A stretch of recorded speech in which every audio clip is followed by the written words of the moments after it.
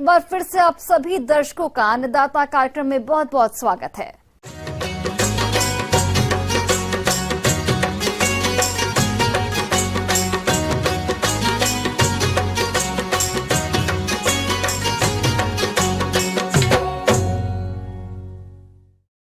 चौलाई, जिसे किसान लाल शाक भी कहते हैं, इसकी खेती भारत में लगभग सभी स्थानों पर की जा सकती है। किसान भाई चौलाई की खेती कर अच्छी कमाई भी करते हैं। इस वक्त किसान इसकी खेती कर सकते हैं, बस जरूरत है इसकी उन्नत किस्मों का चयन करने की, वैज्ञानिक तकनीक से बुआई और प्रबंधन करने की, जिसके बारे में बता रही हैं कृषि विज्ञान केंद्र दरभंगा की कृषि विशेषज्ञ सीमा प्रधान।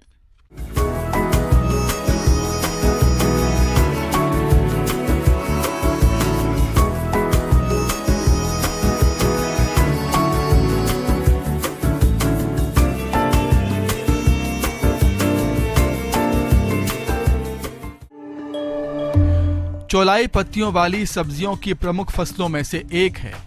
ये एक गर्म मौसम में उगाए जाने वाली फसल है।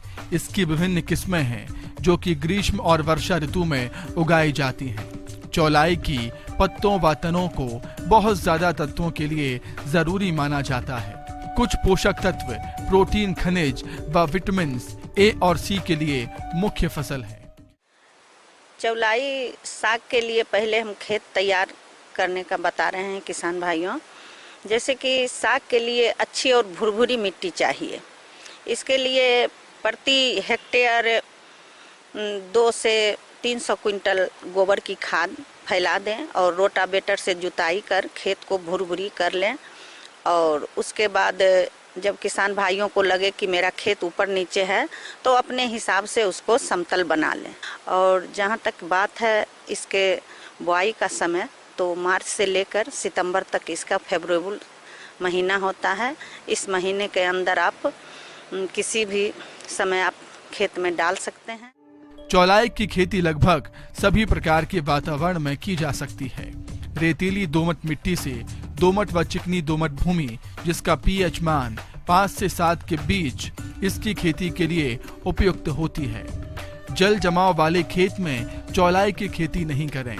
साथ ही खेत में जल निकास की सही व्यवस्था करें।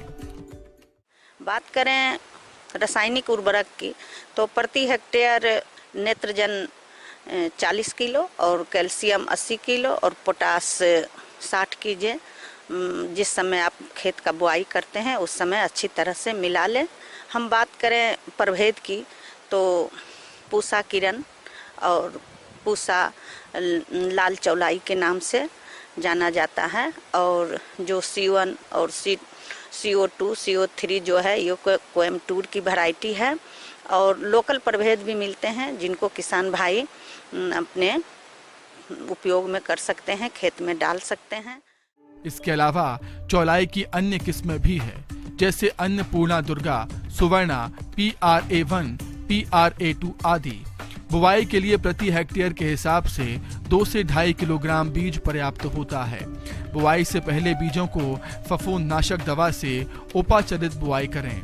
बीजों को रेत या मिट्टी में मिलाकर 45 सेंटीमीटर पर कतार बनाकर बुवाई करें। और बहुत से किसान भाई जो हैं वो जो लाल चौलाई साग है उसका छिड़काव छिटुआ विधि से करते हैं। इससे सीड का बर्बादी होता है। इसके लिए किसान भाइयों को करना है क्या, जो कि 25 से 30 सेंटीमीटर की दूरी पर क्यारी बना ले और बीज में थोड़ा सा मिट्टी या बालू मिलाकर छिड़काव करें। इससे होता है क्या, जो पौधे की दूरी जो होती है सो 4 से 5 सेंटीमीटर बन जाती है। इससे पौधे स्वस्थ और अच्छे दिखाई देते हैं। उसके बाद अगर किसान भाइयों को ये लगे कि इसमें पर्याप्त नमी नहीं है बुआई के समय, तो किसान भाइयों के लिए है कि जब तक अच्छी सीड का जर्मिनेशन नहीं होगा तो अच्छे फसल की कामना नहीं कर सकते हैं। इसलिए बुआई के समय ध्यान दें कि सिंचाई अगर खेत में नहीं है, नमी कम है, तो उसको हल्का सिंचाई कर दें। और उसके बाद जब 15 से 20 दिन का पौधा होता है तो उसमें समय पर पानी देते रहें। चौलाई फसल की अच्छी पैदावार के लिए खरपतवार नियंत्रण पर सबसे ज्यादा ध्यान दें। दरअसल खरपतवार में पाए जाने वाले कीड़े इसकी पत्तियों को अधिक नुकसान पहुंचाते हैं, जिससे इसकी गुणवत्ता और पैदावार में कमी आती है। इसके लिए बुआई के करीब 10 से 12 दिन बाद खेत में हल्की गुड़ाई कर दें। इसके बाद दूसरी गुड़ाई 40 दिन बाद करें। गुड़ाई करने के दौरान चौलाई के पत्तों की जड़ों पर हल्की मिट्टी चढ़ा देनी चाहिए। और ध्यान रहे कि जो किसान भाइयों को अगर चौलाई के साग के खेत से अगर दोबारा फसल लेना है, तब उसको 1.5 से 2 महीने के अंदर आप उसमें से जड़ से उखाड़ लें। और जो किसान भाइयों को अगर दोबारा फसल उसमें नहीं लेनी हो, तो उसमें कम से कम 2 से 3 बार आप फसल काट सकते हैं। तरह से आप 2 से 3 बार उसमें फसल ले सकते हैं। उसके बाद अगर सीड बनाना चाहते हैं किसान भाइयों, तो उसको उसी तरह खेत में छोड़ दें। उसके बाद उसमें फूल लगेंगे, उसके बाद फूल के बाद उसमें सीड लगेंगे। इस तरह से किसान भाइयों अपना इससे बीज भी उत्पादन कर सकते हैं और अच्छी बेनिफिट इससे पा सकते हैं।